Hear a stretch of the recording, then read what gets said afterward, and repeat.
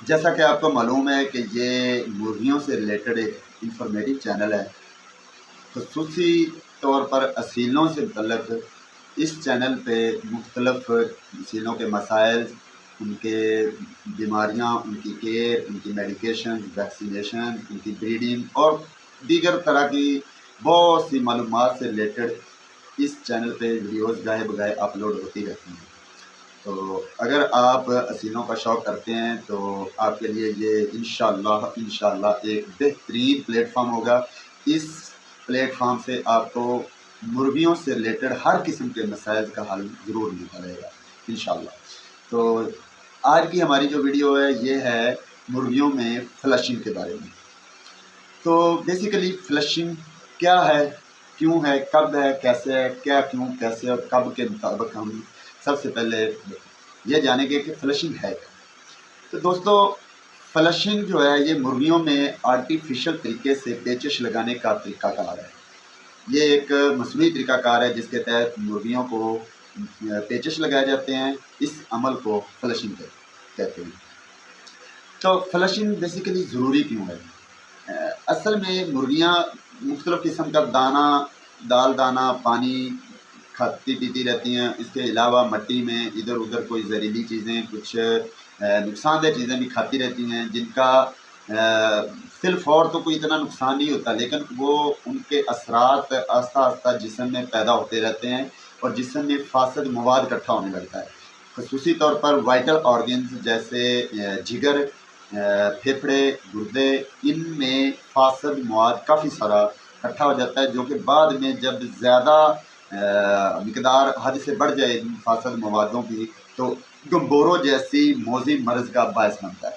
तो फ्लशिंग का बेसिकली मकसद यही होता है कि मुर्गी के जिस्म से उन फ़ासिद मवाद का ख़ारिज कर देना, उनका अखराज जो है आर्टिफिशियल तरीके से करना, ये फ्लशिंग है। तो ये कब करनी चाहिए? अगर आप घरेलू लेवल पे आपके पास चंद बर्ड्स हैं, तो फिर तो आपको चाहिए कि हर माह जो है ज़रूर फ्लशिंग किया करें। लेकिन अगर आपका फार्म है तो उसका एक रेगुलर तरीक़ाकार होता है, जो कि आप शायद मुझसे बेहतर जानते हैं। मैं ज़्यादातर घरेलू लेवल पे असीलों को डील करता हूँ, तो इसलिए मैं असीलों के बारे में बताऊँगा कि आप हर माह फ्लशिंग ज़रूर किया करें। तो फ्लशिंग का तरीक़ाकार क्या है? फ्लशिंग करने का असल में तरीका जो देसी टोटका है ना, मेरे ख़्याल में वही सबसे बेहतर है। तो देसी तरीक़ाकार ये है कि आप दूध ले लें, दूध में ख़ालिस चीनी या साफ़ पुराना गुड़ 5% के हिसाब से, मतलब 1 किलो अगर दूध है तो उसमें 50 ग्राम चीनी या गुड़, इसका महलूल तैयार करें। लेकिन आपको ये भी बताता जाऊँ कि 1 किलो दूध या 1 लीटर दूध जो है ये 1000 बर्ड के लिए काफ़ी होता है। तो आपने अपने बर्ड्स के हिसाब से 1 पाव या इसके राउंड अबाउट आपने दूध लेना है और उसमें 5% मतलब अगर आपका 1000 मिलीलीटर मतलब 1 लीटर दूध है तो उसमें 50 ग्राम आपने इस हिसाब से आपने चीनी या गुड़ डालना है और इसको हल्का नीम गर्म करके एक महलूल तैयार करनी है। अब फ्लशिंग जो है करनी कैसे कि आपने प्लास्टिक का बर्तन ले लेना है, उस प्लास्टिक के बर्तन में आपने उस महलूल को रख देना है और मुर्गियों में 4 से 5 घंटे तक ये चलाना है। आपकी मुर्गियों के पास कोई और पानी मौजूद ना हो, जब भी उन्हें प्यास लगे तो इसी 4-5 घंटे के दौरान वो सिर्फ़ यही महलूल पिएँ, तो ये एक तरीक़ाकार है। तो इस तरह फ्लशिंग होगी। अगर गर्मियों का मौसम हो तो आपने ये 4-5 घंटे की बजाय 2-3 घंटे फ्लशिंग करनी है। लेकिन अगर सर्दियों का मौसम है तो इस ड्यूरेशन को बढ़ाकर आपने 4 से 5 घंटे करना है, क्योंकि गर्मियों में प्यास कम लगती है मुर्गियों को और वो पानी कम पीती हैं। इसलिए आपने मिकदार को पूरी करने के लिए उनके जिस्म में ज़्यादा देर तक रखना है ये फ्लशिंग वाला पानी। तो अब आते हैं कि फ्लशिंग करने के फ़ायदे क्या हैं। तो बुनियादी फ़ायदा तो यही है कि ये जिस्म से, मुर्गी के जिस्म से फ़ासिद और ज़हरीले मवाद के अखराज का बायस बनता है। मुर्गियों का जो वाइटल ऑर्गन्स हैं, मुर्गियों के वाइटल ऑर्गन जिस तरह गुर्दे हैं, जिगर है, फेफड़े हैं, तो इनमें जो मौजूद फ़ासिद मवाद होगा उनका अखराज हो जाएगा फ्लशिंग के ज़रिए। तो अब अगर आप ये घरेलू टोटके के बजाय कोई बाज़ारी फ्लशर लेना चाहें तो मैं आपको सजेस्ट करूँगा कि सुनार कंपनी का सैनक्योर, जिसका JPG मैं आपके सामने यहाँ पे स्क्रीन पे भी अटैच कर रहा हूँ। ये सुनार कंपनी का सैनक्योर एक फ्लशर है, बेहतरीन फ्लशर है। इसमें फ्लशिंग से हटकर और भी दीगर जो हैं मिनरल्स मौजूद हैं जो मुर्गियों की कुत्ते मुदाफ़त को बूस्ट करने में कारगर साबित होगा। तो अगर आपको ये वाला ना मिले तो इसके अलावा एक और होता है फ्लशर जो आपको वेटरनरी स्टोर से, किसी भी वेटरनरी स्टोर से आसानी से मिल जाएगा, वो है लिप्टोसा। लिप्टोसा का भी JPG मैं आपके सामने स्क्रीन पे अटैच कर दूंगा। इन दोनों में से कोई भी आप फ्लशर जो आपको वेटरनरी स्टोर से इजीली अवेलेबल हो जाएंगे वो ले लें। और इनकी तरकीब जो है वो तरीकाकार पैकेट के ऊपर बिल्कुल लिखा होगा। उस तरीकाकार के मुताबिक आप अपने बर्ड्स को ज़रूर फ्लशिंग किया करें। स्पेशली जब आप अपने बर्ड्स की किसी किस्म की मेडिकेशन करने लगें, मतलब कोई बुखार हो गया है या कोई और बीमारी होगी तो उसका आप मेडिकेशन करने लगें, तो मेडिकेशन से पहले फ्लशिंग ज़रूर किया करें।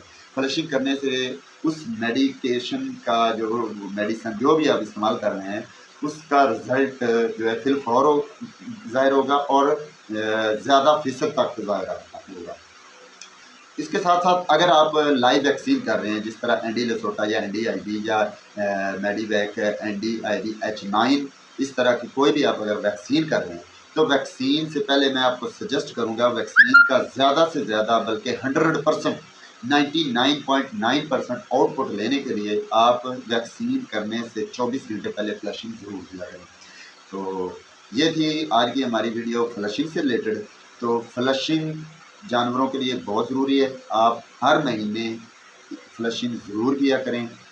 हाँ, अगर आप अपने बर्ड्स की डिवर्मिंग करने वाले हों तो उससे भी पहले फ्लशिंग ज़रूर कर लिया करें। 24 घंटे पहले आप फ्लशिंग ज़रूर कर लिया करें, उससे आपकी डिवर्मिंग के रिजल्ट ज़्यादा से ज़्यादा सामने आएंगे।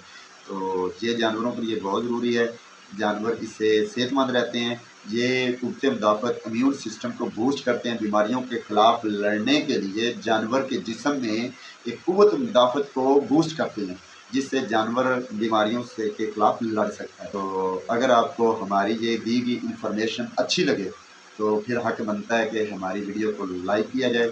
और अगर हमारी वीडियो में या जो हमने अपना तजर्बा शेयर किया या अपना नॉलेज शेयर किया, इससे बेहतर आपके पास कोई राय कीमती राय है या आपको लगता है कि जो मैंने तजर्बा या अपना नॉलेज शेयर किया है वो बेकार या बेसूद है, तो आप डिसलाइक भी कर सकते हैं। लेकिन साथ में आपने कमेंट बॉक्स में रीज़न ज़रूर बतानी है और उसके लिए हमें कुछ अच्छा सजेस्ट करना है ताकि हम अपने व्यूवर्स को आपकी राय के मुताबिक अच्छी इन्फॉर्मेशन दे सकें। बहरहाल मैं अपनी इन्फॉर्मेशन जो मेरे पास है ये मेरा ज़ाती तजर्बा भी है और मेरी रिसर्च भी है। मैं बहुत ज़्यादा एक मुहतात तरीके से रिसर्च करने के बाद जो हतमी नताइज मैं हासिल करता हूँ वो आपके सामने पेश करता हूँ।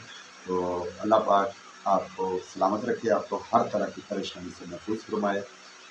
आने वाली वीडियो के लिए आप मुझे दीजिए इजाज़त। अल्लाह हाफ़िज़।